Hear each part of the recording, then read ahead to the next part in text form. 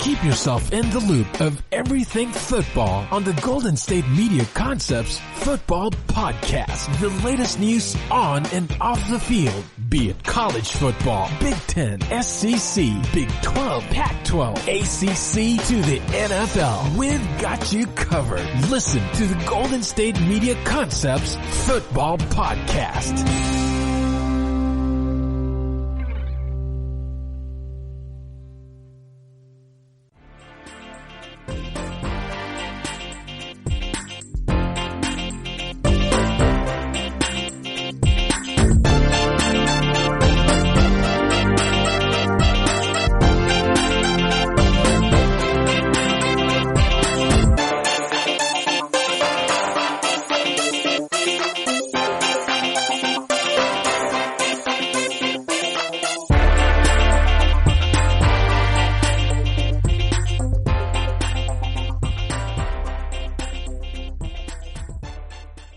Thank you for tuning in to the GSMC Football Podcast, brought to you by the GSMC Podcast Network. I am your host, Kendrick, and oh my goodness, is it getting hot. This is getting ridiculous. Now, I have lived in Washington State my entire life. Washington State is typically known to be cooler and to be a lot more wet. It rains basically year round. I don't know where everyone lives listening to this. I would be very, very interested to find out. But nonetheless, if you are not from Washington, if you're not even from the West Coast, if you're down south, maybe if you're more on the East Coast, I don't know where you're from, but at least in Washington, it's a lot more wet here. It's cooler, and I've lived here my entire life. Now, I have been to other places. I've been to Canada. I've been down to Mexico for about a week. I have spent a lot of time in Vegas. I've gone on a few vacations there. I've been down to Florida. I've been to Colorado, Wyoming. I've been to a lot of other warmer places. And let me tell you, every single time I go there, Arizona, it's hot. It's hot, and oh my goodness, do I not do well. I get irritable when I get really warm. The more I start sweating, just kind of the angrier I get. I'm not the most fun person to be around when I'm hot. I would much rather prefer fall and winter really are my seasons. Those are the seasons in which I feel like I thrive and everything is just wonderful, and it's sunshine and rainbows in my mind. Not actually in the sky, but it's sunshine and rainbows in my mind. But okay, nonetheless, we got some stuff to get into. I want to talk about Pete Carroll with the Seahawks. I have a real problem with the Seahawks.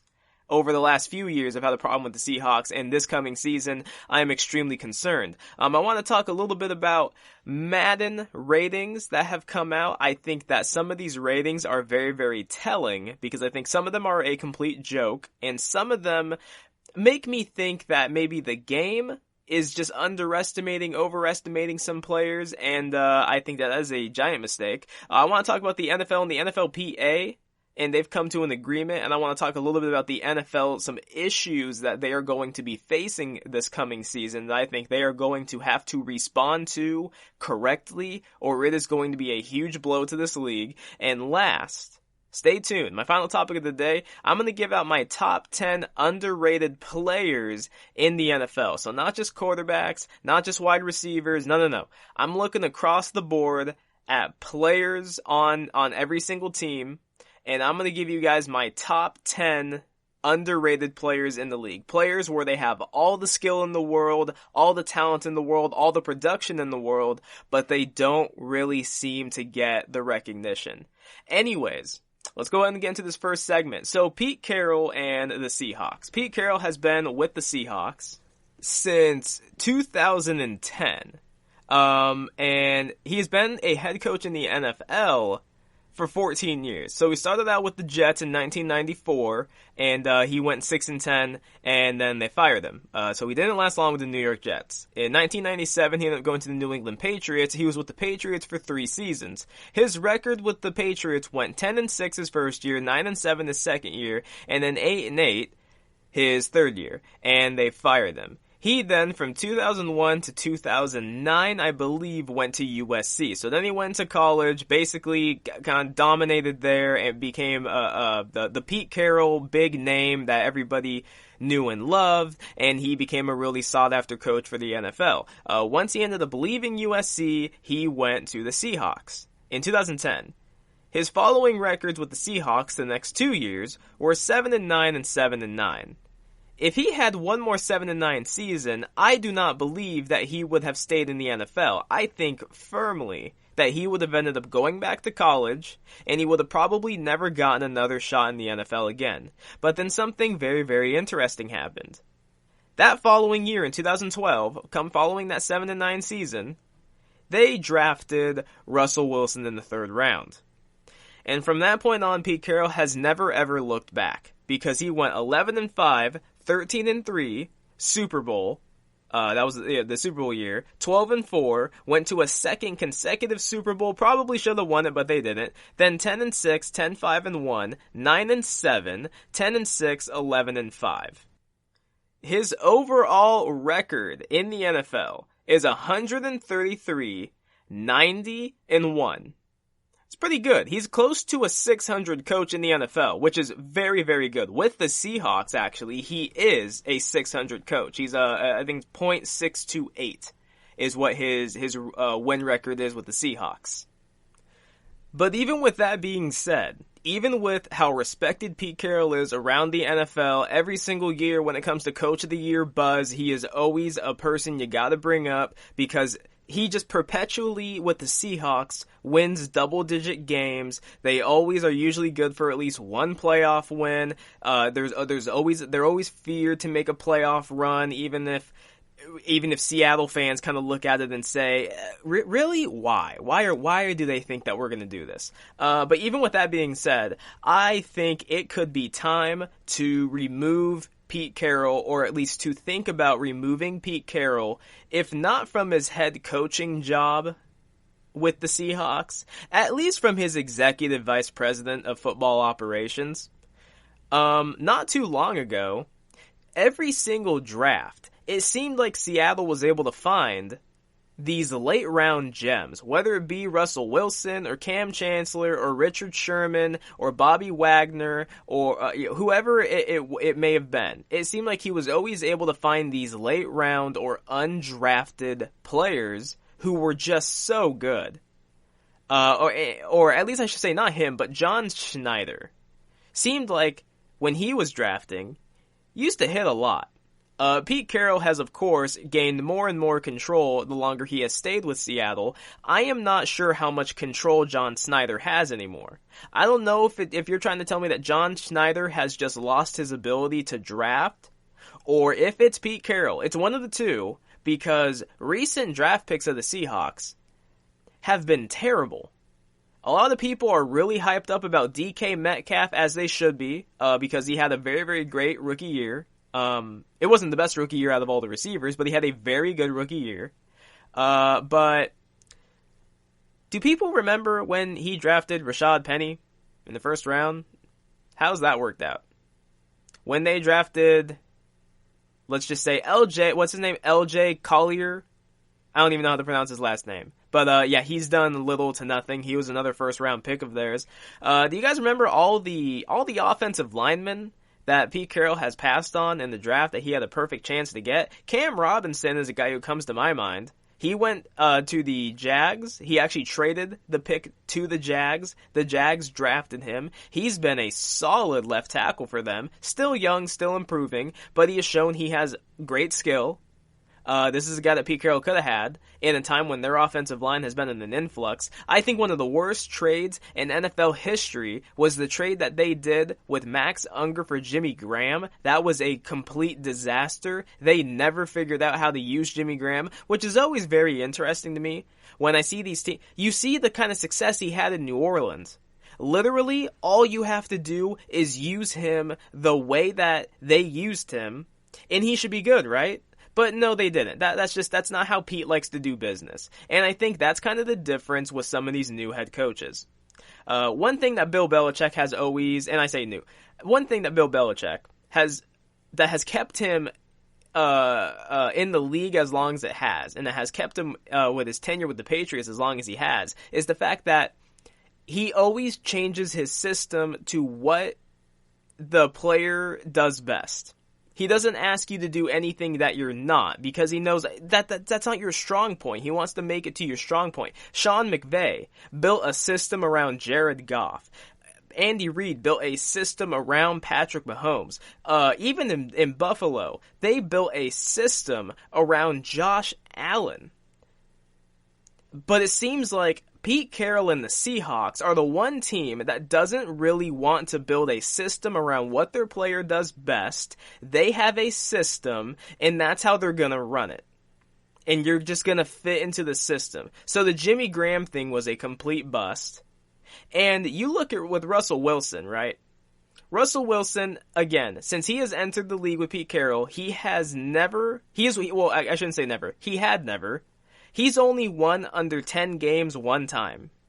And it was a 9-7 season, and it was a debacle of a season. It was so infuriating. Watching Seattle games, if you're a Seahawks fan, for about 3.5 quarters, you're pulling your hair out. And then at the end of the game, you're relying on Russell Wilson to basically make some insane play to save the team. Every single game seems to come down to the wire, and I don't quite understand why.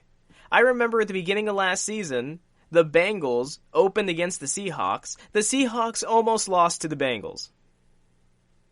And there was like zero excuse for it. And then when they faced the Steelers, Big Ben got hurt. I think Mason Rudolph came in. Mason Rudolph still almost kept them in the game. And it was infuriating to watch. Pete Carroll's resume is not up for debate. His resume is a first ballot Hall of Fame coach resume. There is no doubt about that. I'm not saying Pete Carroll doesn't know how to coach.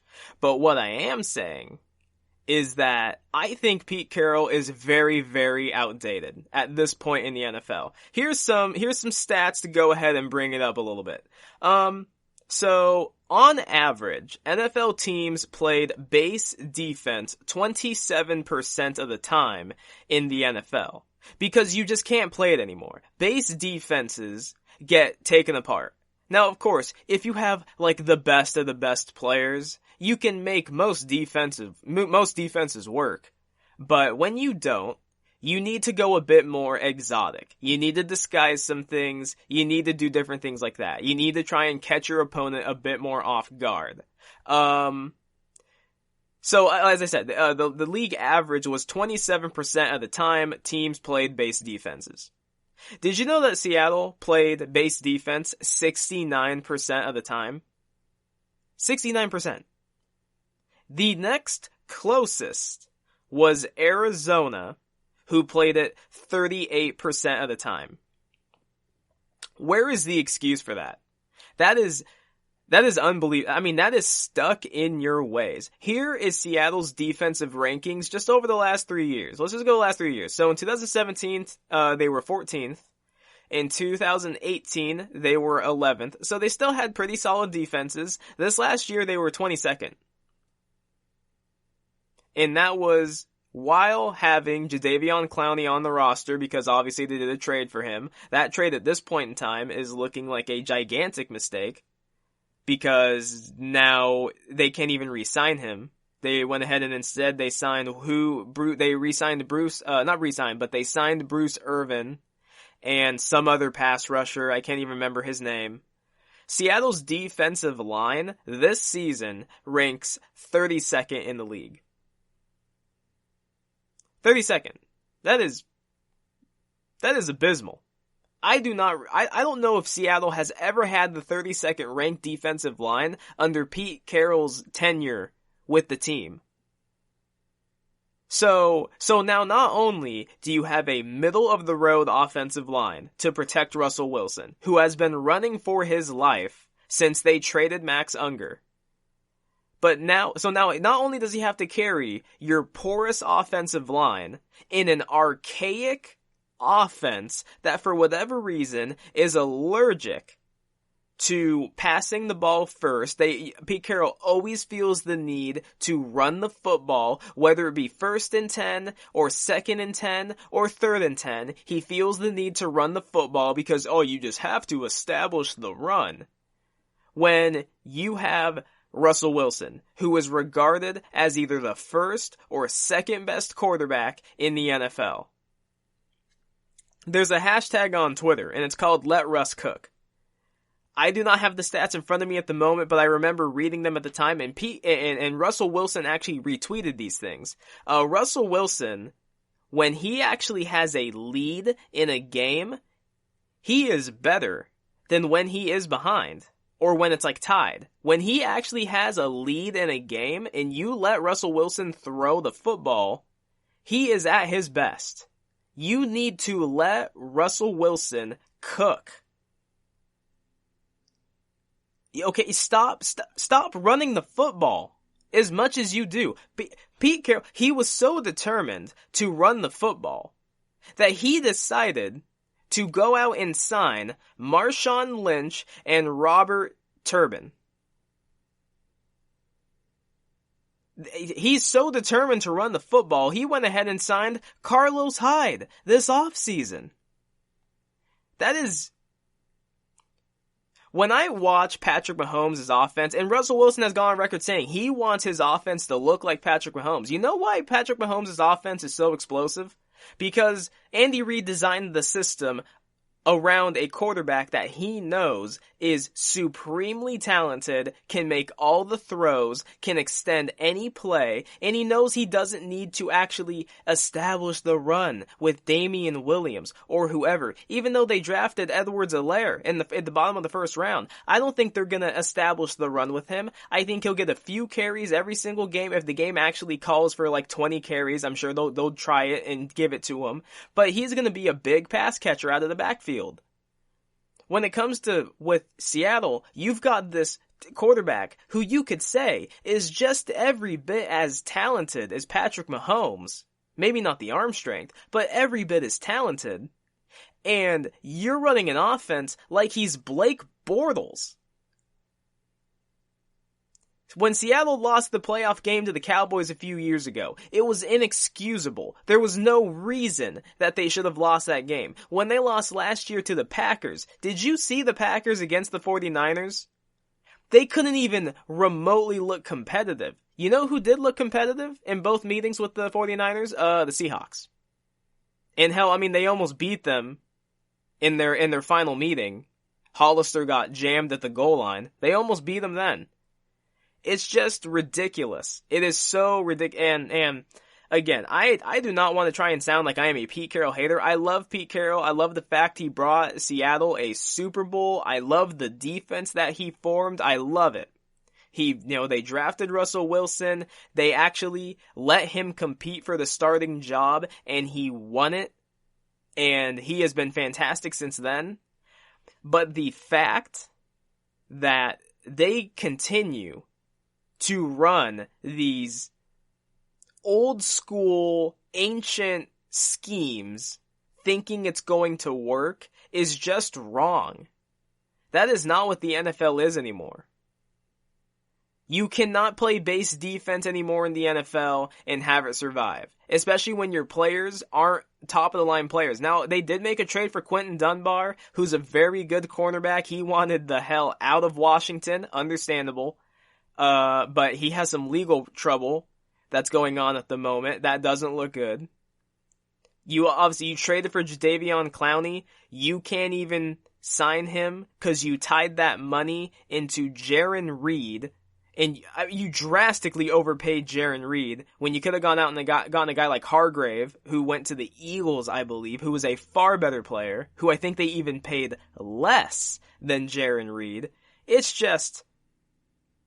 I think this team has made a lot of mistakes. I think they've made a lot of mistakes recently, and I think a lot of it falls on the shoulders of Pete Carroll. And as we know that Pete Carroll, he has some strong shoulders. As we remember, he got into that flexing competition with DK Metcalf. So we know Pete Carroll can clearly hold his own here. See, Russell Wilson has been saving the Seattle franchise for the last few years. Since Max Unger was traded, their offensive line has never been the same. It has been terrible. To give people this is all you need to know about what Pete Carroll thinks about Russell Wilson and worries about his safety. All you need to know is this. They put a left tackle who was a former basketball player out there to protect Russell Wilson. George Fant. I think it was George Fant. Dude was a basketball player. They put him in there at left tackle and said, you protect Russell Wilson's blind side. I mean, you can't make this stuff up, man. Just, and now Seattle, they've made some signings during free agency when it came to offensive line. They didn't go out and get the offensive lineman I wanted them to grab, which was Jack Conklin. They didn't even try and trade up in the draft to get an offensive lineman in this draft. So, I mean, again, just kind of shows how they like to work. But, I mean, they have some interesting offensive linemen. Dwayne Brown, by all account, is still playing at a decent level last time I checked. So he did get hurt though this last season, and he's getting up there in age. What is he now? 34, 35? Most left tackles don't really last that long, so I don't know how much longer Dwayne Brown is going to be playing. But he kind of has bought Russell Wilson at least some time, so he doesn't have to spend all of the game on his backside, because he just keeps getting knocked down and has no time. But even with Pete Carroll's resume and all he has done for Seattle, I think there is a real possibility that the team needs to look at moving on from Pete, and that they seriously need to consider maybe looking towards the future for a new head coach, someone who can maximize Russell Wilson. Russell Wilson, if he does not get to another Super Bowl, if he doesn't win one more Super Bowl, I think that's a serious failure on the Seattle franchise, and I think that's a failure on Pete Carroll. If you need to take away his drafting say, then take it away. I don't know. Anything. Snyder, please take over again full time, cause this is ridiculous.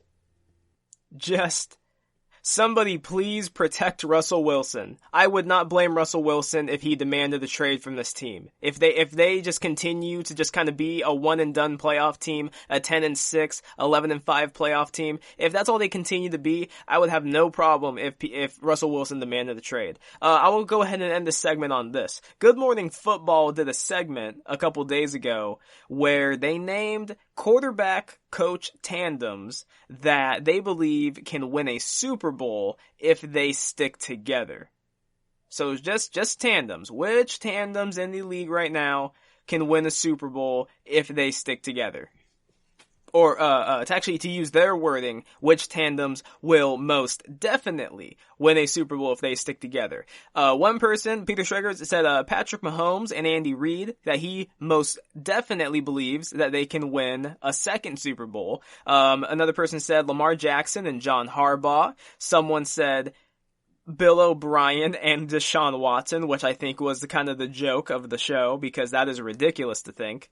Cause I've come around to people's thinking that Bill O'Brien, he's just probably not that guy. You know, he can win games, but I just don't think he'll really have the playoff success. And then, the last person said, Kyler Murray and Cliff Kingsbury. This was just which tandems in the NFL right now will most certainly win a Super Bowl. Most definitely win a Super Bowl. No one said Russell Wilson and Pete Carroll. The second best quarterback in the NFL, or first best, depending on if you like his experience over Patrick Mahomes. No one said he and Pete Carroll. That, to me, is telling. Even though one of them said Bill O'Brien, one of them said Bill O'Brien and Deshaun Watson over Pete Carroll and Russell Wilson. I rest my case. Anyways, coming up next, we're going to talk about some of these Madden ratings that came out, and what I think it says about some players and a team coming into this season. That up next. Are you looking for help for your fantasy football team? Check out the GSMC Fantasy Football Podcast. Get today's best advice on who to start, who to sit, even who you should draft. From sleeper picks to red hot lineups, they got it all covered for you. That's GSMCpodcast.com/fantasy-football-podcast. We'll cover traditional leagues, dynasty, PPR, even IDP leagues. When you need fantasy help, there's just one show to hit up. Don't forget to like them on Facebook and follow them on Twitter. Visit GSMCpodcast.com for more info.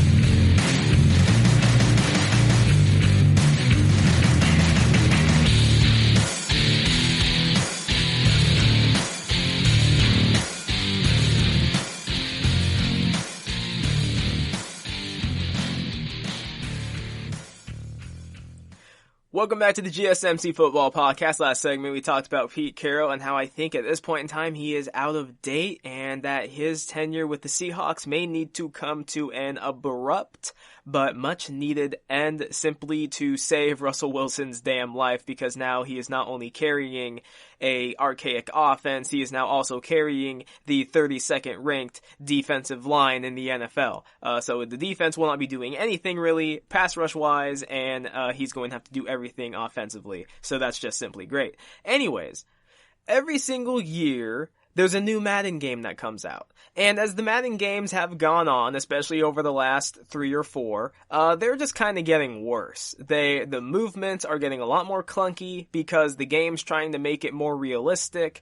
And it's created a bunch of new glitches in the game. It's just not as fun anymore. Overalls in the game in general don't really seem to mean too much at this point. But one thing that NFL players do look forward to every single year is looking to see what their Madden rating is. Even the ones who say that they don't really care about what it is, a lot of them do. I would say most of them do, because they just want to see, how do these game developers think of them? How do the critics and everything look at them?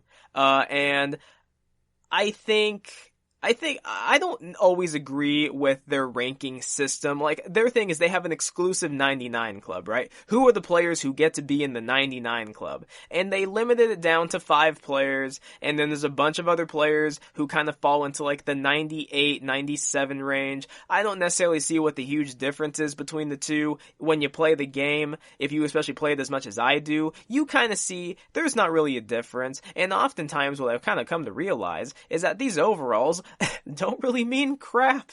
They really don't mean crap. You just gotta figure out how to actually play the game and how to manipulate things, and you can kind of do it with anybody. But one thing I did think that is insanely disrespectful and just so over the top. So, Rob Gronkowski just recently came back to the NFL. He had retired a season ago. He didn't play at all last year. And citing his reasons for why was basically the pain he was in. He woke up every day in pain. It was hard for him to sleep. And he actually had a very emotional speech that kind of went viral, in which he talked about it. And he said that he just didn't have joy for the game anymore because he was just always in pain. And so that's when he became an advocate for things like CBD, because he said that doing CBD products really helped the pain go away and really helped him be able to sleep. And that he would come back to the NFL if and only if they legalized weed, or at least CBD,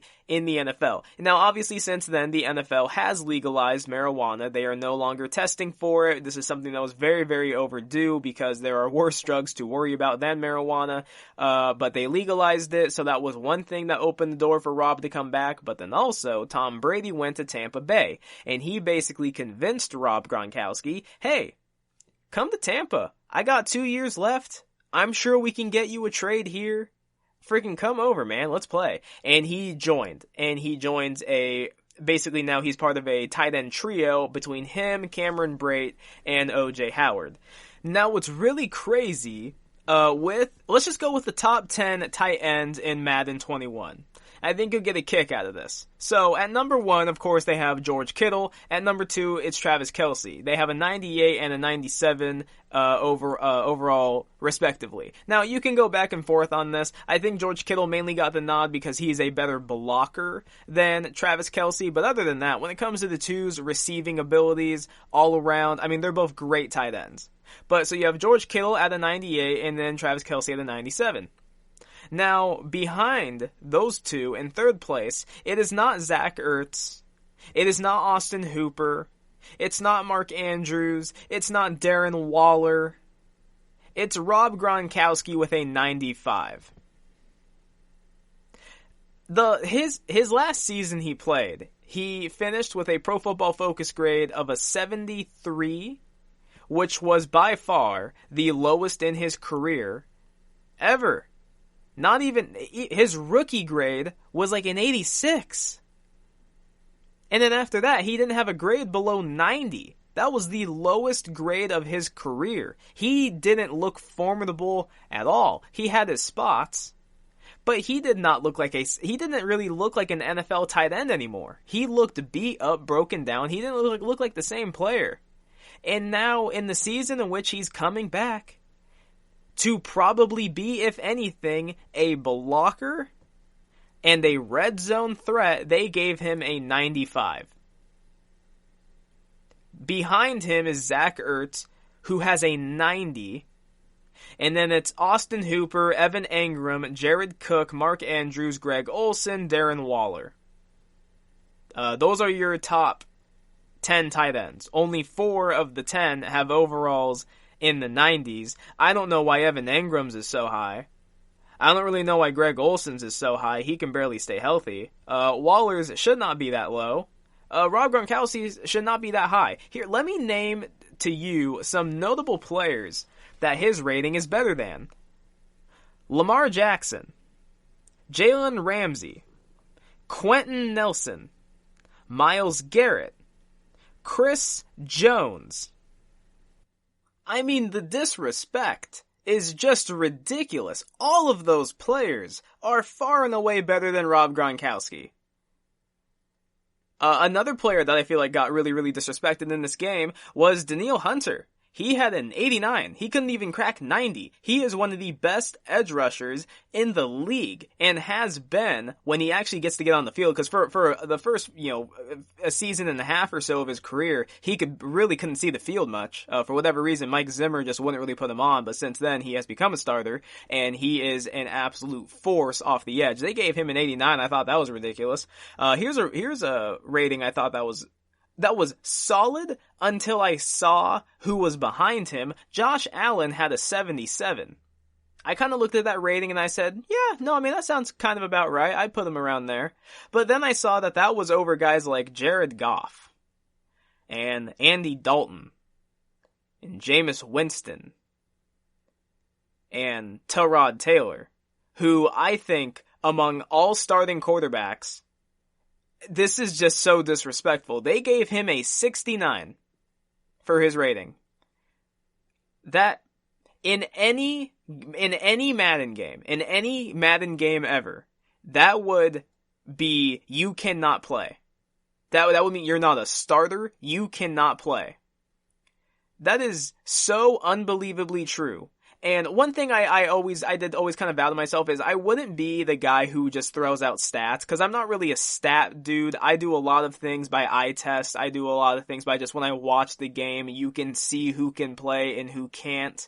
So I'm not really that big on stats, but I do love Pro Football Focus, and I do love paying attention to their grades, because I like to see what they point out about certain players, and why they think certain players are good, why they think certain players are bad, what deficiencies they see, what are the strong points. Here is how they graded Taylor in his 3 seasons with the Buffalo Bills, who couldn't wait to get rid of him. In his first season there, 2015, he was ranked the 9th best quarterback. His second season there, he was ranked the 15th best quarterback. And in his third season there, he was ranked the 9th best quarterback. And yet, this Madden game has given him a 69. There's people that believe, with how bad Rivers played last year, they should have just put Taylor in. What would be the worst thing that could happen? You just lose? Because Phillip Rivers wasn't doing anything. He was a turnover machine. That is one thing that Taylor has never been in his career. For them to give him a rating of 69 when this guy has never finished worse than the 15th best quarterback in the NFL, I think is an absolute slight. And there are many players who will tell you that they don't really care about what their Madden rating is. A lot of them do. I think a lot of the guys who say they don't care, they at least find it disrespectful when their rating is so bad. I know that Le'Veon Bell, he hated his rating, and he tweeted at the Madden people, don't even update my rating throughout the season. I want you to keep it there. Keep that disrespect. Other players saying where they think they should be, where they think other players should be, so on and so forth. It's really fun to watch, to kind of see the engagement between the game and the players in the game. So, I bring all this up because the Chargers coming into the season are going to be in a new stadium. And with them coming into a new stadium, they really need to sell tickets. What a year for them to need to sell tickets in this new stadium, right? In a season in which there's probably going to be no freaking fans. The Chargers are, again, not really going to have any such thing as a home game. They've even said that last season, the season prior, that they didn't really feel like they had any home games. Because even at their home stadium, there were more fans of the opposing team than theirs. So they get this new stadium. Was it SoFi Stadium? It's like $1 billion stadium. It looks beautiful. And one thing that was really big about it is, or one thing that was a pressing issue was they needed to sell tickets. Can you sell tickets with Phillip Rivers? At this stage of his career, probably not. Especially after what he did last year. Can you sell tickets with Justin Herbert? Probably not. That's not Joe Burrow. He's not Tua. He doesn't have necessarily that name. He was the third quarterback in this draft. Not many people necessarily care about the third quarterback in the draft. It's usually about who's 1 and who's 2. Most of the time it's about who's 1. Can you sell it with Tyrod Taylor? Probably not. He's fine. He's a good quarterback. But can you sell? Not really. But could you sell it with Cam Newton? Probably. Cam Newton is box office. He is personality personified. He is so much fun to watch. Why wouldn't they go and grab him? They had a chance to, and they passed up on it. Now, Anthony Lynn has said that Kaepernick is a guy who's on their workout list. The problem is, you can't work anybody out. So Kaepernick is just on this said workout list, and the thing is, they can't even really see him. So I'm not sure how that's going to work out. You have a bunch of people saying they really want to see Kaepernick in the league this season. I'm just not sure if it's going to happen because of COVID. But they had a chance to grab Cam Newton. He was posting workout videos all the time. You could have talked to him, anything like that. I don't know if they did. But you had a chance to grab him and you didn't. He's now in New England. But Pro Football Focus posted an article about Taylor, talking not only about his grades with the Buffalo Bills, but about the thing of that while he's not the passer that someone like a Russell Wilson, like a Patrick, while he's not your true passer, he is an elite athlete from his shuttle speed, his 40-yard dash, his cone drills. He can move. He is an absolute elite athlete. They highlight a few plays of his. He had a crazy run against the Buffalo Bills a few seasons ago when LaShawn McCoy was still their running back, which, by the way, can we just talk about his personnel while he was even with Buffalo? So his only receiver was Sammy Watkins, who was in and out of the lineup because he could not stay healthy to save his life. They at one point gave him overweight Kelvin Benjamin. That was funny. They gave him basically a giant tight end at wide receiver. He had a good tight end in Charles Clay, but not anything you necessarily hit home about. He had a solid offensive line. LaShawn McCoy was still a good running back at that point. But, I mean, who else did they have? They had a defense. They had somewhat of a defense at that point. But they didn't really have any of the other pieces. And this team couldn't freaking wait to get him out of town. They had E.J. Manuel. He beat out E.J. Manuel because they gave up on him. But then all of a sudden, they couldn't wait to get Taylor out because he just wasn't exactly what they wanted to use. But Pro Football Focus highlights what Taylor can do. And what he can do is he can provide you with a very mobile quarterback who you could essentially run a system like the Ravens. Now, does he have Lamar Jackson's speed? No. Does he necessarily have his wiggle? Probably not. But can you run read options with him? Can you call quarterback runs? Can you do some moving pockets with him? Do some play actions? Things like that with Taylor? Absolutely. I've seen Taylor play plenty of games. He's not a bad quarterback. He's not a bum. I think the thing, if anything, that would irritate people is just that he's not the refined passer. He's not the accurate passer of a Russell Wilson, of a Patrick Mahomes. He's not the guy who's going to air the ball out 50, 40 yards downfield for a gigantic completion. He can do it, but that's not necessarily his game.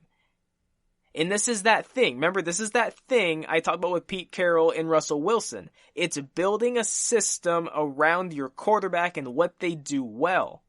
Andy Reid built a system around Mahomes. The Eagles built a system around Carson Wentz.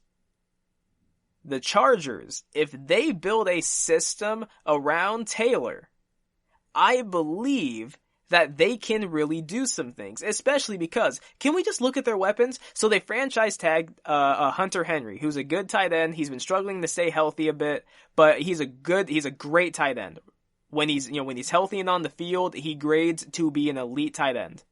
They have him on the franchise tag. They have Keenan Allen still. They have Mike Williams, who, again, a guy who's kind of struggled to stay on the field, but he's a solid receiver. They have a relatively good offensive line. Their running back situation is really good with Eckler and Justin Jackson, I believe, who have both by Pro Football Focus graded to be good receivers. I talked about Austin Eckler in my last podcast, graded as the best receiving back in the NFL. I think his play style is something that really suits Taylor, because not only can he run, but he can be a great outlet pass. He can be a great check down, because then he can make some guys miss, and he is elite with the ball in his hands. And then their defense. From a roster standpoint, the Chargers have one of the best rosters in the NFL. Have we seen their secondary? Casey Hayward, Desmond King, Chris Harris Jr., and they have another corner. I just can't remember his name off the top of my head, but they have another corner there. At safety, you have Derwin James. At pass rush, you have Melvin Ingram and Joey Bosa. Are you kidding me? This team, from a roster standpoint, is top 10 in the league. All Taylor has to do is not turn the football over the way Phillip Rivers did. All Taylor has to be able to do is just, use his feet, convert some key third downs, convert some key fourth downs, keep the defense honest, keep it on its heels. If they embrace Taylor the way that the Ravens embraced Lamar Jackson, if they embrace Taylor the way that the Niners had embraced Kaepernick, if they can even embrace him the way Buffalo has embraced Josh Allen to run the football, I don't see why the Chargers can't be a playoff team. I don't see why they can't be a force in the AFC. Now, will they beat the Chiefs? Probably not. I don't know how many teams can beat the Chiefs. But can they at least upset some teams in the playoffs? Could they make a run to at least maybe the conference game or the championship game? Maybe. I think giving Taylor a rating of 69 was completely and utterly disrespectful, because he has never, ever in his career been that bad. I'm not saying that they're going to go 13-3 or 12-4 and that they're going to be, the second best team in the AFC or anything like that. That's not what I'm saying. But can they be respectable? Can they at least knock off a team? Can they win a playoff game if they embrace Taylor the way no team has embraced him yet? Absolutely. I do not doubt that for a second. If you remember, the Ravens, they actually offered him a contract to stay with them as a backup. And he decided not to stay there because he wanted a chance to start, and they were not going to start him over Flacco. But the thought was that they believed in Taylor, they liked him, and they still weren't really sure about Flacco. He hadn't really produced until that Super Bowl run, obviously, and even then during the regular season, he wasn't spectacular. But he had never really produced until that playoff run, and so they felt like they had to pay him. But they tried to keep Taylor. That does tell you something. If they embrace him, I firmly believe the Chargers can absolutely be a playoff team and can at least win a game or two in the playoffs. But anyways, coming up next, the NFL has some things to worry about other than just the coronavirus. I'm going to talk about that, and stay tuned. My final topic of the day, I'm going to give you guys my top 10 underrated players in the NFL currently. That coming later. Check out the show that's built on the MMA. From the UFC to extreme cage fighting, they got the fights covered. Check out the GSMC MMA podcast. Get the latest news on past or upcoming fights. Join us as we talk to and about some of the biggest names in the MMA, past, present, and future. When it's the fight game, there's just one show to check out. GSMCpodcast.com/MMA-podcast. Don't forget to like them on Facebook and follow them on Twitter. Visit GSMCpodcast.com for more info.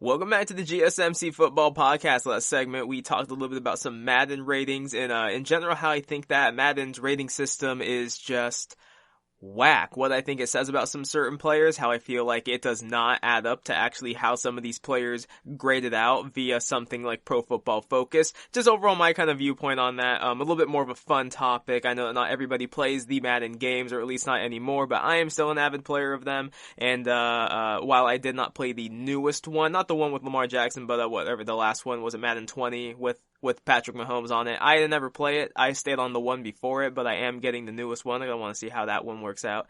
But by all accounts, from what I've heard, it is essentially a carbon copy and paste game of literally the last one, and it actually might even be a little bit worse. So yeah, probably just wasted $60. But anyways, so the NFL and the NFLPA have come to an agreement to on a few different things. So one, that players will be getting tested daily for coronavirus. That was one of the things that these players really wanted. The NFL originally was not necessarily looking to do that, but the players were all very, very persistent. I think I did mention it in my last podcast, that multiple players over the weekend, in basically a coordinated attack, aimed a bunch of tweets with the hashtag #WeWantToPlay, essentially voicing their concerns about the virus and what the NFL is and is not doing. Players from Russell Wilson to Drew Brees to Patrick Mahomes, all these players were coming out and were essentially saying, hey, we've got families to take care of. Some people's wives are pregnant. Some of these people have kids already. Some people, they have members of their family who have their immune system is compromised. And they're like, NFL, we need you to do more than what you're doing. And the NFL finally came to an agreement on that. They have also agreed with the players that there will be no preseason. The preseason is, let's be honest, it's awful. I have always heard that it only takes you a few practices to really see if a player can play. I do not believe that you need to see it in the preseason. Now, did I ever play college football? No. Did I ever play in the NFL? Nope. No, I did not. Did I ever coach it? No, I did not. But I've never felt like I watched something in the preseason and said, oh man, that guy can play. I think the only player maybe I've ever done that with was Dak Prescott. When I watched him going out there playing against the Seahawks when Tony Romo got hurt, I thought that he looked a bit different. I thought he looked a bit more skilled than some other players that I had seen in my life. But nonetheless, I think it's good. I think the preseason is a waste of money. I think all it does is put players in jeopardy. There are so many players who have gotten hurt, starters especially, who have gotten hurt in the preseason and then either missed significant time or they missed a whole season. Julian Edelman comes to mind. He tore his ACL in a preseason game one time, missed the season. Odell Beckham Jr., he almost looked like he broke his ankle during a game, and then he went on into play in the regular season, and he ended up breaking that same ankle because it was just already injured, and so he just landed wrong on it again, and that was it for it. It's just not important. But the NFL, on top of having to worry about COVID, because I've done the math and I talked about it a few podcasts ago, I did the math for it. Essentially, when you do the math of it throughout the season, over 100,000 people are going to be meeting. And this isn't a bubble situation where players are all going to be in one secluded area. These guys are going to be going home. Now, the NFL, of course, there are some ideas that some people have. Maybe they'll fly to and from away games the day of, and they won't stay at a hotel to risk catching something there. I think that'd be murder on these players. Not necessarily the best idea, but on top of worrying about COVID, which the NFL really does need to navigate correctly. Because, again, if all of a sudden, 4 weeks into the season, 5 weeks into the season, you've got all these star players, if Russell Wilson all of a sudden contracts COVID, if Patrick Mahomes contracts COVID, Tom Brady, if all these star players start getting the coronavirus, that is going to cause some of these other players to maybe just opt out of the season, like not even want to risk playing, and the NFL might end up needing to shut down. I've seen some of the things they're trying to implement, maybe a face mask on the actual masks themselves, like a visor that goes over the whole thing. Not sure exactly how that would work. I don't know if it'd fog up or something like that, but that's one idea they've had, and from the reaction I saw, not too many players are keen on it. But another thing I think the NFL needs to really be worried about and need to navigate correctly is people like the president who are anti anyone kneeling during the anthem. Now, of course, 2020 has not only been have been riddled with this pandemic and with coronavirus.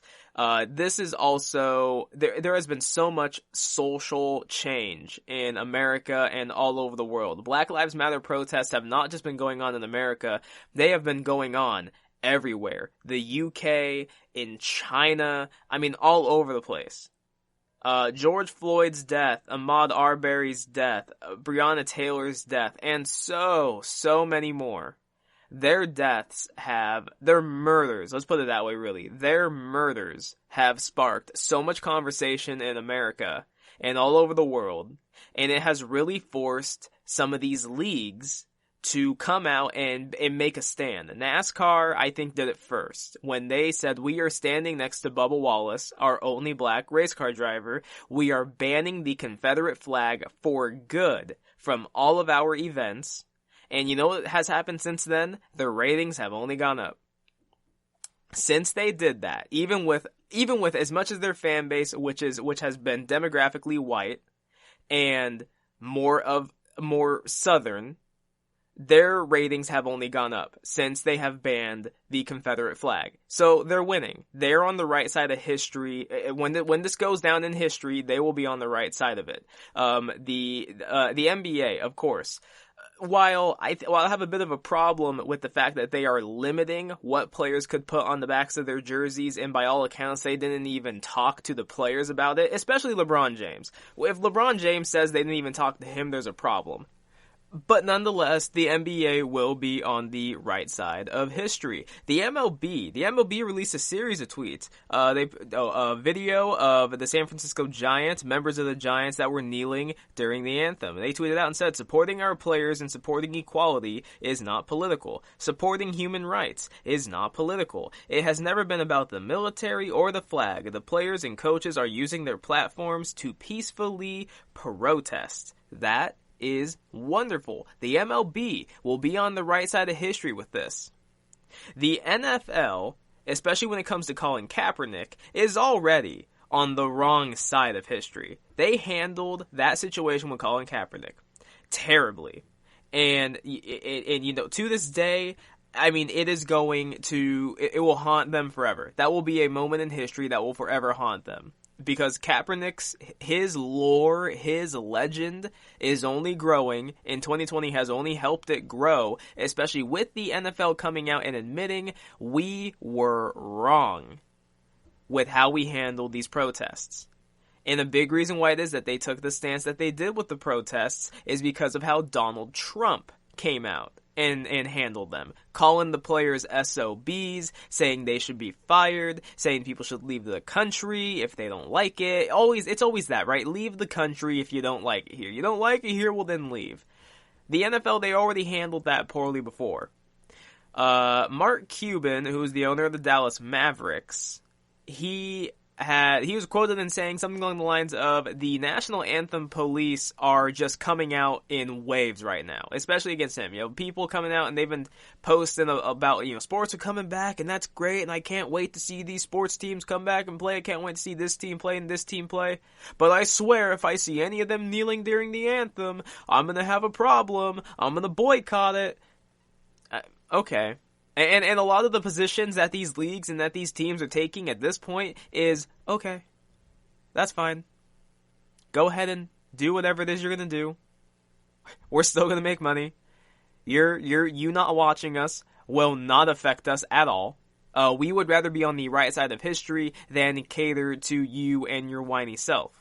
Now, the NFL, I think they came out and said that they plan to allow players to wear initials on their helmets of people, especially anyone who has died, who has been murdered, whether it be by police brutality or whatever it is. I think they use Breonna Taylor as an example. Or I don't know if they did necessarily, but there was reported saying that Breonna Taylor is an example. They could have BT on their helmet, which I think that's cool, but it is a symbolic thing, right? That's just another symbolic gesture, which is not necessarily what this community wants. It's not what black people are looking for. They don't want symbolic gestures, they want action. But it is something, is what the NFL is trying to do. They're trying to be more on the right side of history with this. But Donald Trump, a few days ago, tweeted out and said, "Looking forward to live sports, but anytime I witness a player kneeling during the national anthem, a sign of great disrespect for our country and our flag, the game is over for me." So again, he is taking the stance, and this is another attempt, to get his fan base riled up, to get them on his side, to get them speaking out a little bit more, and it's whatever, this is just what he does. But it's also what he did last year, and the NFL strongly caved. Especially because I guess you could say at that point in time, maybe the movement, the idea of police brutality wasn't really an idea that many people wanted to accept yet. It was more accepted in the black community, because, of course, they're the ones who were experiencing it, but a lot of other people in America did not quite see it that way. They didn't quite understand that concept. But as the years went on, more and more and more incidents of it started to get recorded and getting reported on, and eventually a lot more people started to come around, which is why this movement has gotten so strong, because people now understand what Colin Kaepernick was saying was correct, and it was true, and that he was just ahead of the curve to actually try and bring attention to it. But here's another thing with the NFL, and I think they need to figure this out. So they have kind of been letting NFL teams decide for themselves how many fans it is that they want to bring in. I've seen some reports, there's some fans or some stadiums who are planning to allow like 15,000 people. Some, it's like 10,000. Some are saying like 25% capacity, 15% capacity. If fans are going to come in, they're required to wear a mask. They need to get their temperature taken. The NBA, they have said what is going to happen for all the teams. The MLB has said what is going to happen for all the teams. The only thing that the NFL has come out and said is that if any fans were going to be at their games, it would be, they would have to be required to wear a mask. So I'm guessing that means all the anti-maskers out there would not go.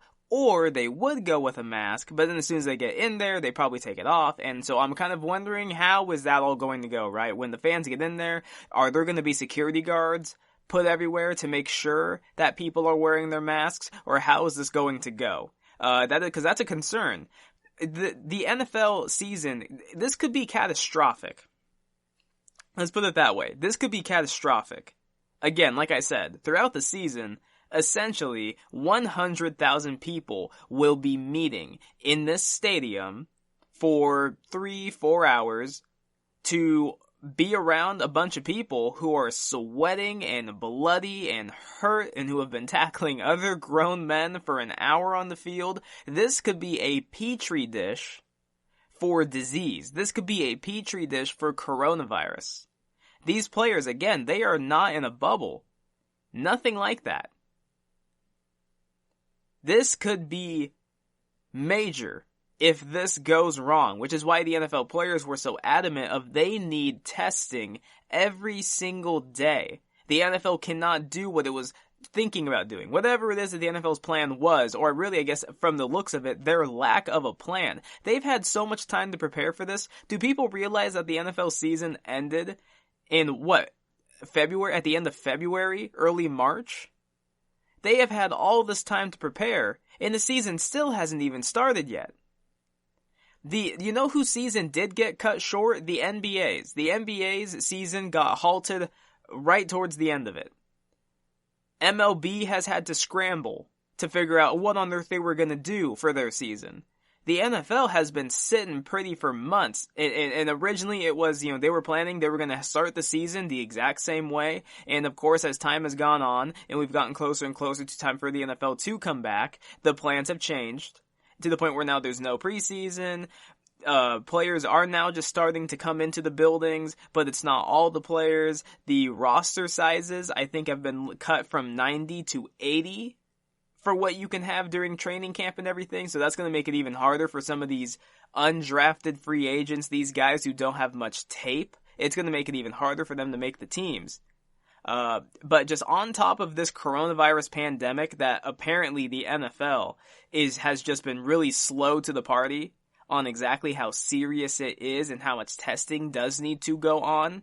While they need to worry about that, I also feel like they need to make sure that they navigate any anthem controversy that comes their way. I am sure that the president is going to have more to say when the season starts and as it goes on, because I just have this feeling that he is going to see multiple sidelines with players kneeling during the anthem.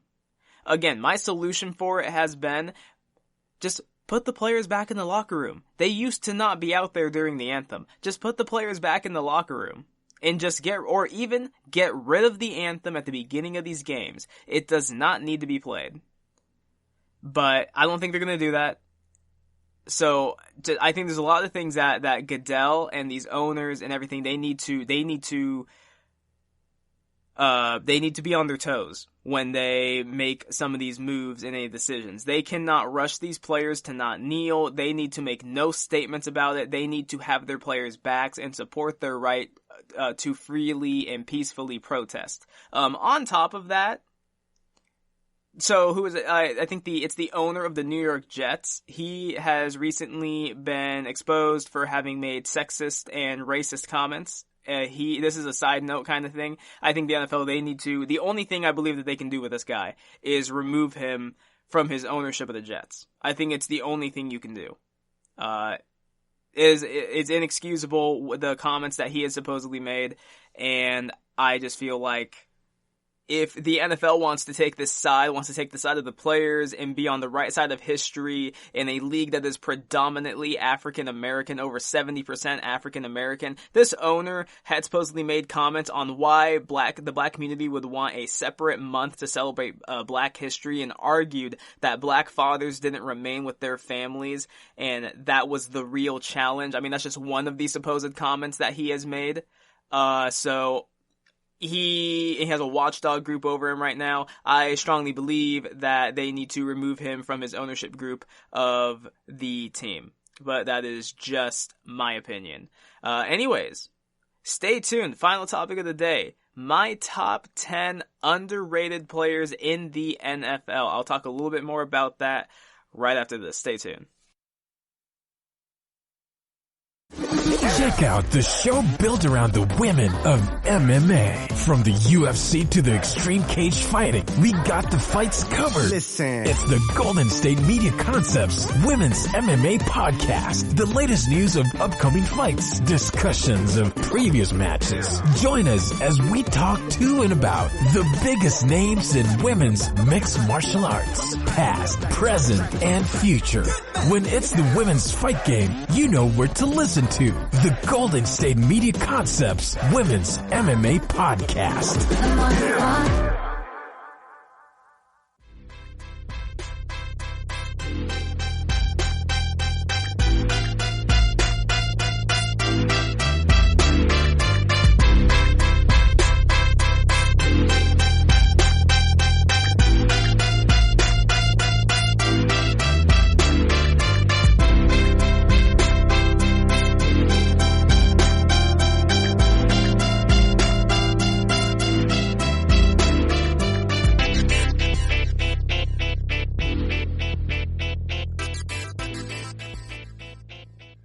Welcome back to the GSMC Football Podcast. Final topic of the day. In my last segment, I talked a little bit about the NFL and some of the things that they need to worry about coming into the season, whether it be COVID related or the anthem police, who are just completely and utterly against players kneeling during the national anthem because they refuse to understand that it is not about the anthem. It is about change in America, and it is a peaceful protest.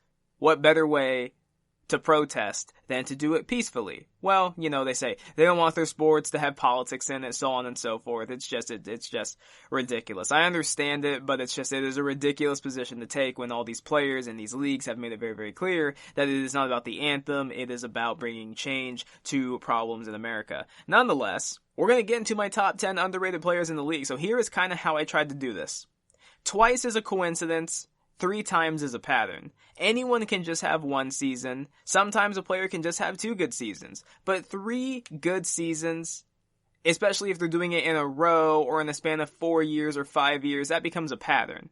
So what I tried to do is I tried to look at players in the NFL who have been in the league for, 3 years is my minimum, but 3 years or more, who have had sustained who have kind of sustained their production throughout their career, who have been grading well. I did a lot of looking on Pro Football Focus, looking at players who were actually eligible, especially from this last season, and I was looking at a bunch of players' grades. There's a lot of players who have had, one season where they were in the 80s, but then the rest of them were in the 60s. Or a player who has been in the league 2 years and their rookie season maybe they didn't play, but then the first season they started, they had a grade in the 80s. Those kinds of players I wasn't really looking at. So we're going to go from 10 to number 1, and I feel like I've got some there's a lot of players I could do. Let me be very, very honest. There's a lot of players I could have put on this list. It's very, very difficult to make a list like this, but I did it to the best of my abilities and what I kind of perceive as being underrated. Again, remember, it's all subjective. These lists are all subjective. Some people would agree with some of the guys I got on this list. Some people wouldn't. Anyways, at number 10, I have Deion Jones, who is the middle linebacker of the Atlanta Falcons. Now, he fits today's NFL game more than your average linebacker. I think one of the criticisms of Seattle, their top draft pick this last season, or this past the NFL draft, was a linebacker who isn't really looked at as a coverage guy. He's looked at as an old school linebacker, not fast enough, doesn't really cover well. Some people have countered back at that, saying that it's a bit overblown, but Deion Jones is exactly what you want at a linebacking position. He's good enough against the run, but he's elite against the pass. He's one of the quickest linebacker, if not the quickest linebacker in the NFL currently. He missed a good portion of his third year with an injury, but came back this last year off of injury to become the 10th graded linebacker in the NFL. His highest grade was his second year, which was an 87.8. I believe he can get back to that form. He's never had a grade below 70. Again, more of a coverage linebacker. Some guys want their guys to be really, really good against the run and to be more physical. But, he's a hard-hitting linebacker. While he might not be the greatest against the run, you can put him on a tight end, you can put him on your running back, and he can absolutely cover them down the field. He has the speed for it. In 4 seasons, again, he's never had a grade below 70. He just doesn't really get the recognition because he plays in Atlanta. And since Atlanta's Super Bowl year, they have been in obscurity. They don't get talked about anymore, and there's just nothing really interesting about them. So I have Deion Jones at number 10. At number 9, I have Brandon Linder, who is the center of the Jacksonville Jaguars. Now, he was a third-round pick a few seasons ago. He has never been to a Pro Bowl or made an All-Pro team. But in his last 4 years, he has grades from Pro Football Focus of 81, 82, 79, and 75. So this last season wasn't exactly his best, but in the last 4 seasons, he has allowed a total of 3 sacks. In his last 4 seasons, he has an 80-plus pass blocking grade each of those seasons. He doesn't get penalized a whole lot. This last season was his roughest one of the last 4 years. It was his most penalized year, but other than that, this guy gets penalized maybe 2 times a year. He's not a very penalized player. He is a decent run blocker, has his run blocking grades in the 70s. He is the anchor of the Jacksonville Jaguars line. And in a team that is in an influx right now and doesn't really have any consistency, he has been one of the most consistent players for this team, and he really should be Gardner Minshew's best friend because he's keeping them upright. He's not allowing sacks, doesn't really allow pressures. He is a good player. He just does not get any recognition because he plays in Jacksonville. And other than the Saxonville year, who talks about the Jags? So I have him at number 9. At number 8, I have Rodney Hudson, who is the center of the Raiders. Now, when I was doing this list, I was noticing there's a lot of really good offensive linemen that we just don't hear about, ever. And so again, this list was really, really difficult to make, but I narrowed it down to, again, you can mix and match these guys. There's some guys you can take out and put in. It all just depends on how you feel. But with Rodney Hudson, this is crazy. So this guy came into the league in 2011. He has been insanely, his worst year was his rookie year. As most players are, his worst year was his rookie year. Since his rookie year, his grades have consistently been in the 70s and the 80s, in the high 70s and into the 80s. So get a load of this, right? So his pass blocking grades since 2013 have been no lower than 80, and since 2015, they have been no lower than 89. He's not the best run blocker in the league. He is significantly better at pass blocking than run blocking. This last year especially, his run blocking was not what it once was. It was actually even worse, it seemed, than his usual. But his pass blocking grades were still up there. I think he actually may have finished as the highest with the highest pass blocking grade amongst all centers. He doesn't get penalized often. There's a very short list of centers over him. Since 2014, he has allowed only 4 sacks. No one talks about the Raiders, really. The most interesting thing about the Raiders, if anything, is John Gruden. And there's only so much you can really talk about with that. And it's what's going to happen with Derek Carr. No one's really talked about the Raiders since Derek Carr's one MVP campaign year a couple seasons ago. And since then, the Raiders have been back to being the Raiders. Drafting high in the draft, going into the season with a lot of hype and saying maybe this is the year for the Raiders. And then they just kind of go out there and stink it up. Now they are back. Not back. Now they are in Vegas. This is a big year. And Rodney Hudson, he's 31 years old. He has been the mark of consistency in a franchise that has been consistently bad. But hey, he's a leader on the team. Extremely consistent, one of the best pass blocking centers in the league. I don't know if he'll get any Hall of Fame votes because he just hasn't been voted to the Pro Bowls, hasn't been voted to the first team All-Pros or All-Pros in general, the way other players do, just because they're more popular. But Rodney Hudson is an absolute stud and has been essentially since he came into the league. At number 7, I have Allen Robinson. Now, I feel so bad for Allen Robinson. Do people realize who his quarterbacks have been in his career? Blake Bortles and Mitch Trubisky. How upsetting does that have to be? Now, his best year by far was his 2015 year, his second year, in which he was tied for the league in touchdown catches with, I believe, 14 or 15. He had 1,500 yards receiving. He was an absolute monster and showed everybody what he could be. That was the one season in which Blake Bortles looked like somewhat of an NFL quarterback. And of course, since then, he didn't really look like one at all, unless you want to count the Saxonville year, but they also did that.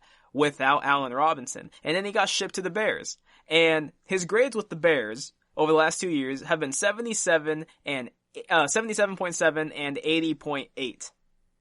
His highest grade was his 2015 year, which was an 84. He's one of the best when it comes to contested catches. He's top 5 when it comes to contested catch rates because he's a big-bodied receiver. He's 6'3", I think like 211 pounds or something like that. Runs a 4.6, so not the fastest in the world, but has freakish athleticism. He has shown what he can just do with poor quarterbacks. Can you imagine what this guy could do if you just gave him somebody else? I'm really hoping that Nick Foles wins the starting job with the Bears because we all want to see what Allen Robinson can do with a competent quarterback.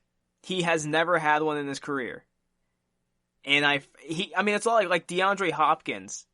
Remember how many quarterbacks DeAndre Hopkins has worked with? And he was putting up just those freakish numbers. Allen Robinson, for the quarterbacks he's been given, has put up pretty decent numbers. And I believe they could be even more if you just gave him somebody who could remotely throw the ball accurately to him. So I have Allen Robinson at number 7. At number 6, I have Anthony Costanzo. Now, he's been in the league since 2011 as well, like Rodney Hudson. His lowest grade was his rookie year, which was a 68.9. Since then, his grade has never dipped below 76. 3 of the last 6 years, he's been graded as a top 10 tackle. 4 of his last 6 years, his grades were in the 80s. And he's never made a Pro Bowl, and he's never made an All-Pro. This guy has had years where he has been graded as like the 5th best tackle in the league, or the 6th best tackle in the league. He's never made a single Pro Bowl, and he plays for the Colts. And what has been one of the narratives about the Colts, especially during Andrew Luck's tenure, that his offensive line was terrible. They had no good players on it. Well, that wasn't true. Anthony Costanzo has been a great player for the Colts, and there's a reason why they paid him. Now, he mulled retirement recently, but he decided to keep playing. He's 31 years old, and I mean, what he has done throughout his career, how consistent he has been, and he only now recently has really been talked about. Other than that, the only times that anyone really mentioned him was when they mentioned the entire offensive line and just how bad it was. You know, I'm not sitting here saying that Anthony Costanzo was Trent Williams or was Joe Staley or Dwayne Brown. I'm not saying he was one of these other high profile tackles. I'm not saying that. But what I am saying is that though he does give up quite a few sacks, though he doesn't necessarily ever give you 90 plus grades or anything like that, he does give you great production, and he is a solid pass blocking tackle who gives you above average play every single season of his career. So I got Anthony Costanzo at number 6. At number 5, I've got Marcus Williams. He was a 2nd round pick, and most people know Marcus Williams for his big blunder, which was the Minnesota Miracle, in which Stephon Diggs caught a ball deep down the field. All Marcus Williams had to do was wait for Stephon Diggs to land, and then literally just grab him, stop his forward progress. That is all he had to do. But instead, he decided to try and take out Diggs at the legs, and he missed him, and he took out his teammate, and that led to the Minnesota Miracle, which many people believe completely shot the Saints' heart, and that was their best season to get to the Super Bowl, and that he ruined it. And so there are a lot of Saints fans that hold that against Marcus Williams, and they bring up, I remember I was reading some stuff about how, talking about potential trade candidates for the Saints, and there were so many fans saying, Marcus Williams, Marcus Williams. Do people realize this guy has been one of the best safeties since he entered the league? As a rookie, he had a grade of 89.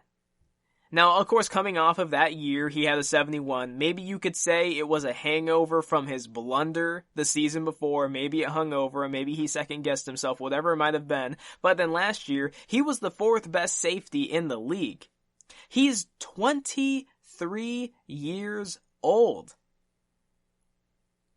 I mean, he's a young man. He's 23 years old, and he's already given you elite production. He's never made a Pro Bowl. He's never made an All-Pro team. I think he made the All-Rookie team. But, I mean, that's nothing really to geek over. Whether it be against the run or in coverage, he is elite in both areas. He is just an all-around great safety. The Saints really nailed that draft when they drafted he and Lattimore and Kamara and Ramczyk, drafted all these great players who have been outstanding for them. And Marcus Williams, he had the one blunder, yes. But, man, people need to put respect on this guy's name. He can absolutely play his butt off and has since he entered the league. He made one mistake, guys. Got to get over it. After the season, he's going to be eligible for an extension. I am interested to see if the Saints do extend him, or does this guy hit the free agent market, because I'm sure that he will get big money from somebody. And number 3, I have Danielle Hunter. Now, Danielle Hunter, though he's made Pro Bowls in the last 2 years, as well as a second-team All-Pro, he was a third-round pick, and this is what's really fascinating. This is part of the reason why I wanted to put him on this list.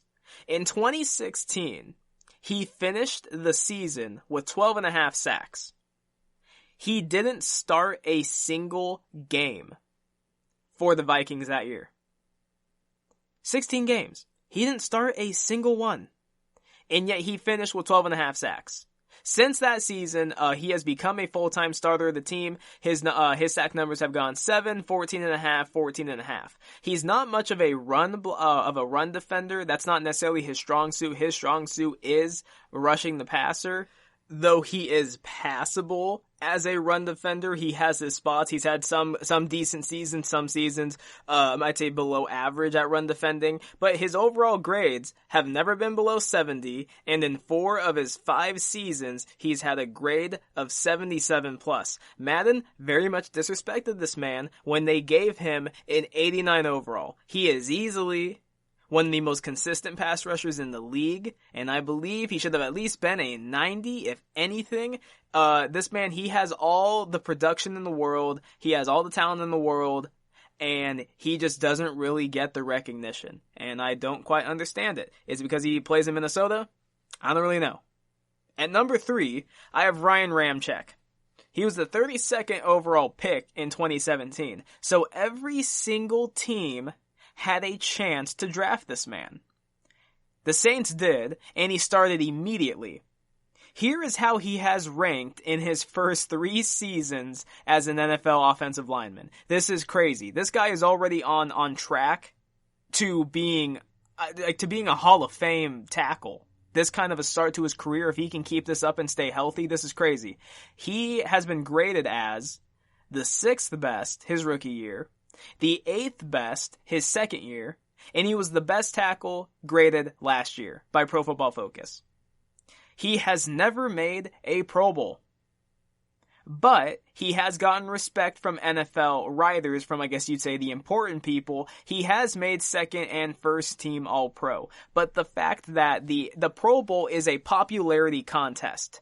Who is it? One of the Pouncey brothers who plays for Pittsburgh has consistently, and I've seen the tweets from Pro Football Focus, people who work there, that one of the Pouncey brothers, whoever plays over there with the Steelers, has not really been that great of a center over the last few years, but he consistently gets into the Pro Bowl because he's popular. He would be on like the overrated list. Ryan Ramczyk is one of the best young tackles. He's one of the best football players in the league right now, and he's shown he's very versatile too, and yet he has never made a Pro Bowl. That is insane to me. That is the definition of popularity. There's people out there who don't respect the Pro Bowl because of the people who don't make it, who clearly deserve it, because they say, oh, it's just a popularity contest, it doesn't mean anything, you just have to have fans, that's all you have to do, you just have to have fans. Well, apparently Ryan Ramczyk has no fans. The fact that this man has not made a Pro Bowl yet, and he's been a first-team All-Pro, that doesn't make any sense. So I have Ryan Ramczyk at number 3. At number 2, I have Anthony Harris, a safety for the Vikings. This man was undrafted. Let's just go with his grades over the last 3 seasons. A 75, an 89, which was third best in the league, and a 91 this past season, which was the highest grade given to any NFL safety. This man has never made a Pro Bowl. He has never made an All-Pro. The Vikings went ahead and franchise tagged him, and he signed his tag and everything, so they'll have him this season, I think, under for $11 million. If they do not re-sign this guy, there is no way in hell another team does not throw a wad of money at him. Why Andrew Sendejo was starting over him, I have no clue. Was he battling injuries? What was it? I mean, Mike Zimmer has shown, though, you just look at Danielle Hunter, like I said, he on the same team as Anthony Harris. Danielle Hunter, on a season when he had 12.5 sacks, he didn't start a single game. Mike Zimmer at least has shown he's very slow to start some of these guys, but now that he has given Anthony Harris the starting role, he is shining. He is outstanding when it comes to coverage. I think it was tied for the league lead in interceptions this past season. The guy is an absolute stud, was undrafted. This is a guy who works hard, who studies, and who is on his way to getting a massive payday from a team, whether it be from the Vikings or whether it be from somebody else. Who knows? And at number 1, drum roll please. Okay, yeah, there's no drum roll. Russell Wilson. I am unapologetic when I say this. It is Russell Wilson. 100%. I tried to keep quarterbacks off this list. I did. I simply cannot not put Russell Wilson on this list. He has never had an MVP vote in his career. He is the second best quarterback in the NFL, in some people's eyes, the first best, because they just like his experience over Patrick Mahomes. This man has never had an MVP vote. There are still people out there that claim Russell Wilson needs a run game to be good. I know for a fact that he does not. 2016 proved that to me. He does not need a run game. He doesn't even need a top half of the league offensive line. And he's still one of the best quarterbacks in the NFL. Since he entered the league, Russell Wilson has been dominant when it comes to his grades, when it comes to fourth quarter comebacks, whether it be he's playing from behind or playing with a lead, crunch time, 2-minute, big throws, deep accuracy, whatever it may be, scrambling, it doesn't matter. Russell Wilson is the thing that is keeping the Seahawks afloat. Right now, the Seahawks are in such an influx. Their ownership group doesn't actually want the team since Paul Allen died. They want to sell the team. Pete Carroll is running an archaic offense over there, and they are like let Russell Wilson throw the football. It is ridiculous. But until Russell Wilson gets a single MVP vote, he is the most underrated player in the league, and I am unapologetic when I say so. Until he has one MVP vote, he is the most underrated player in the league. I know there's some people who are probably very, very upset with that, and we're hoping for something a bit more climactic. But I'm sorry. I can't not give it to Russell. You look at his resume, you look at everything he has done in his career, and then you ask yourself, how does he not have an MVP vote? That doesn't make any sense. Well, I guess other than maybe the end of that list, pretty good show. Talked about a lot. Got a lot more to cover in my next podcast. I look forward to doing that. Thank you for listening to the GSMC Football Podcast, brought to you by the GSMC Podcast Network. I would like to ask that you please remember to subscribe to the show and write a nice review. That really helps us out. Also, if you can, please follow us on Facebook, Twitter, and Instagram. Thank you, and have a good night. You've been listening to the Golden State Media Concepts Football Podcast, part of the Golden State Media Concepts Podcast Network. You can find this show and others like it at www.gsmcpodcast.com. Download our podcast on iTunes, Stitcher, SoundCloud, and Google Play. Just type in GSMC to find all the shows from the Golden State Media Concepts Podcast Network, from movies to music, from sports to entertainment, and even weird news. You can also follow us on Twitter and on Facebook. Thank you, and we hope you have enjoyed today's program.